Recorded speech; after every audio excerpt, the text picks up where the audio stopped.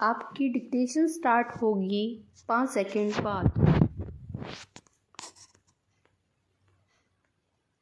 Start. Matric की परीक्षा पास करने से 1 साल पहले पिता की मृत्यु हो जाने से घर की आर्थिक हालत बहुत बिगड़ गई थी। पूर्णविराम। घर में पढ़ाई जारी रखने वाला अकेला वही लड़का था। पूर्णविराम। परिवार को उससे बड़ी उम्मीदें थी। पूर्णविराम। इसीलिए आगे पढ़ाने के लिए उसे पास के शहर के कॉलेज में दाखिल कराया गया। पूर्णविराम।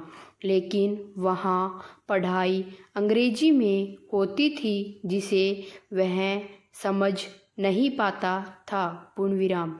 उसे बड़ी निराशा होती, यहाँ तक कि तरक्की और कामयाबी की उम्मीद ही नहीं रह गई। पूर्णविराम। अगला पैरा। इसी बीच परिवार के एक मित्र ने सुझाया कि इसको इंग्लैंड जाकर कानून पढ़ना चाहिए। पूर्णविराम। उन दिनों इंग्लैंड से बैरिस्ट्री करना कहीं आसान था। पूर्णविराम। उसकी तुलना में भारत के विश्वविद्यालय से डिग्री हासिल करने में धन, समय और शक्ति तीनों अधिक लगते थे और नौकरी के बाजार में उस डिग्री की उतनी कदर भी नहीं थी। पूर्णविराम।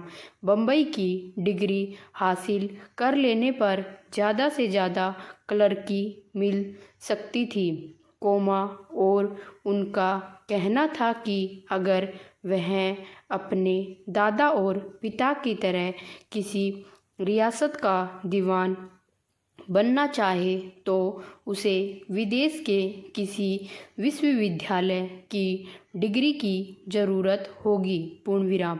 उनके पिता और दादा ऊंचे पदों पर थे और उन्होंने थोड़ी सी शिक्षा से ही अपना काम चला लिया था, मगर अब जमाना बदल गया है। पूर्णविराम। मकाले की शिक्षा योजना लागू हो चुकी थी। पूर्णविराम। भारतीय विश्वविद्यालय हर साल हजारों की संख्या में कला और कानून के स्नातक तैयार कर रहे थे, ऐसे स्नातकों की तादाद बहुत अधिक हो गई थी। पूर्णविराम। इसीलिए विलायत जाकर डिग्री हासिल करना ऊंची नौकरी की होड़ में यकीनन फायदे की बात थी। पूर्णविराम। अगला पैरा। विदेश जाने की बात सुनकर उनका मन खुशी से नाच उठा। पूर्णविराम।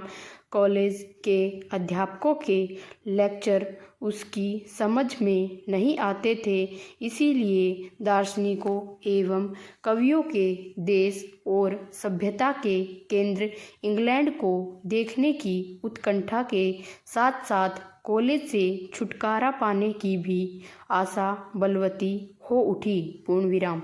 उसके बड़े भाई को भी यह प्रस्ताव पसंद आया, पर उन्हें इस बात की चिंता होने लगी कि खर्च के लिए पैसा कहाँ से आएगा। प्रश्नवाचक। उसकी माता की तो छाती ही बैठ गई। पूर्णविराम।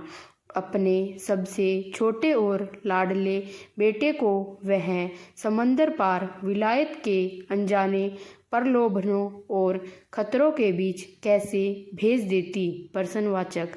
यह मसला उनके लिए बहुत बड़ा और टेढ़ा था, पर इसमें उन्हें अपनी अकल चलती दिखाई न दी तो वह सोचने लगी कि काश इसका फैसला करने के लिए आज उनके पिता जीवित होते। पूर्णविराम। अंत में उन्होंने बेटे को काका के पास, जो गांधी परिवार के बुजुर्ग और कर्ता धर्ता थे, इस मामले में सलाह के लिए भेजा। पूर्णविराम। बैलगाड़ी और ऊंट पर यात्रा करके वह अपने काका से मिलने गया। पूर्णविराम। काका ने आवभगत और स्नेह तो बहुत किया, लेकिन धर्म को भ्रष्ट करने वाली समुद्री यात्रा के लिए इजाज़त देने को खुले मन से राजी न हुए। वह राज्य के अंग्रेज हाकिम से वजीफ़ा मांगने गया। गांधी परिवार ने उस राज्य की बड़ी सेवाएं की थी, लेकिन वहाँ भी निराशा ही हाथ लगी। अंग्रेज अफसर ने नाम मात्र का सौजन्य दिखाते हुए कहा, पहले बम्बई विश्वविद्यालय की डिग्री ले लो, इंग्लैंड के लिए वजीफे की बात उसके बाद करना।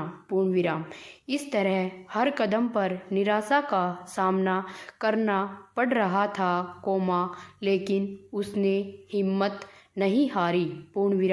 वह जानता था कि अगर इंग्लैंड जाना न मिला तो फिर वहीं लौटना होगा, जो उसे जरा भी पसंद नहीं था।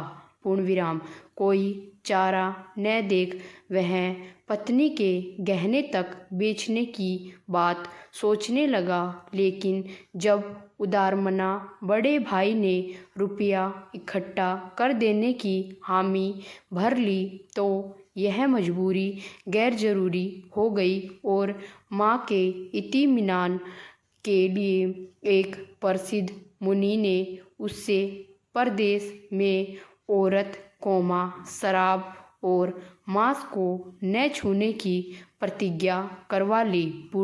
अगला पैरा। लेकिन एक नई बाधा ठीक उस समय आ खड़ी हुई, जब वह समुद्र यात्रा पर रवाना हो ही रहा था।